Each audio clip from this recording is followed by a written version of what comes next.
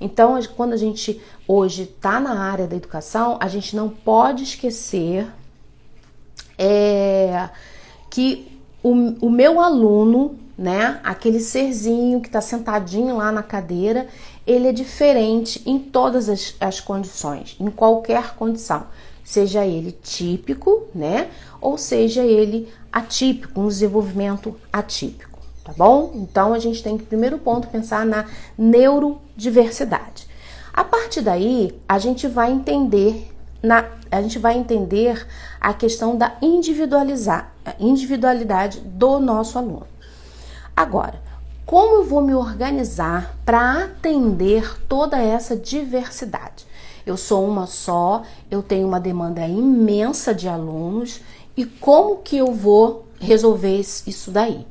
Bem, é importante que a gente entenda 2 pontos. O primeiro, a diferença da gente ter um acervo de materiais prontos, organizado, capaz de nos auxiliar em cada planejamento, em cada momento. Eu recebi um aluno, eu fiz uma avaliação nesse aluno e agora eu preciso fazer intervenções.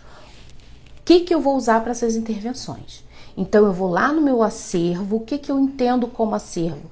Eu entendo como acervo um conjunto de atividades capazes de me atender na minha demanda.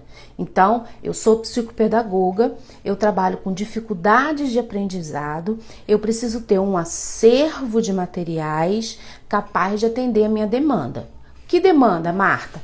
Não sei, porque eu não tenho essa demanda definida, né? Só se eu for uma especialista. Hoje, alguns profissionais estão se especializando em autismo, estão se especializando em síndrome de Down, estão se especializando em TDAH.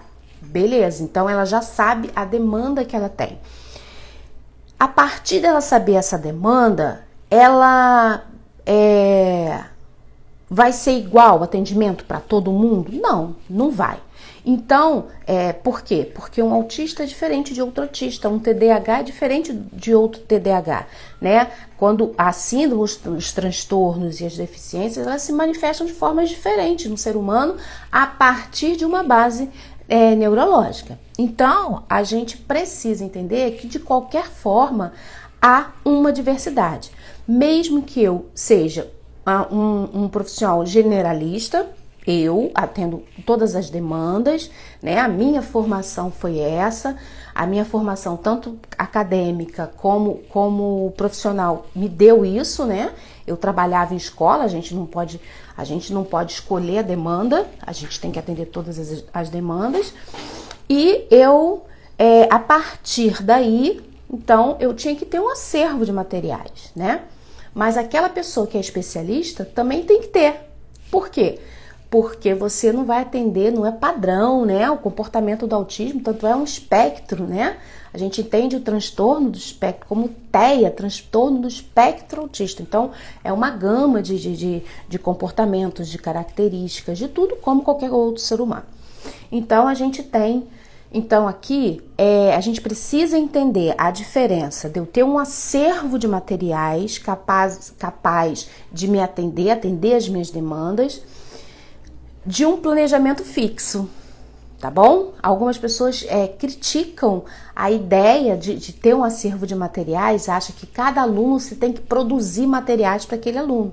Você pode ter um acervo de materiais que atenda um campo de atuação, o campo da matemática, do português, da literatura, né, da leitura e da escrita, da ciência, da história, de produção textual. Você pode ter um acervo de cada área dessa, materiais já prontos, atividades já prontas, dentro de um padrão bacana, né, para atender essa demanda, se várias demandas que você tem. Ou de uma única demanda, mas de características de demanda diferentes, né? Então, assim, eu já atendi autistas que não tinham interpretação, a dificuldade da interpretação de texto deles era muito grande e eu tinha que atuar de uma forma, né? E outros eu já não tinha muita necessidade de atuar nessa área, mas tinha um problema de coordenação motora. Eu vou dar um caso concreto aqui para vocês entenderem. Eu estava atendendo numa escola e havia 2 meninas síndrome de Down. Então, uma era do 1º ano e a outra estava no 3º ano. Uma das meninas, ela cognitivamente, ela aprendia as coisas muito rápido, ela tinha memória, ela tinha leitura, era verbal e ela... Mas no campo da motricidade, ela tinha prejuízos. Então, o trabalho dela girava em torno aí da melhora motora dela. Então, ela tinha dificuldade da escrita, ela tinha dificuldade na corte de papel, na colagem, mas cognitivamente, beleza, tá bom? E a outra síndrome de Down, um pouquinho mais nova, ela tinha uma psicomotricidade muito boa, ela sabia escrever, ela cortava, ela desenhava, ela pintava já dentro dos padrões, né? Dentro a gente chama do quadrado, né? Da forma. Então, assim, ela tinha uma psicomotricidade muito boa, mas cognitivamente ela tinha muita dificuldade de memória, né? De atenção. Então eu tinha que trabalhar outras questões. Então eram 2 meninas em idades próximas, né? Uma estava no 1º, outra estava no 3º ano. Óbvio, em processos, né? O 3º ano já estava um pouco mais adiantada, mas dava pra gente comparar, né? A questão motora da cognitiva de uma e de outra. Era muito interessante. E eu utilizava os mesmos materiais. Marta, mas como assim? Sim, os mesmos materiais. Só que a intervenção era diferente, né?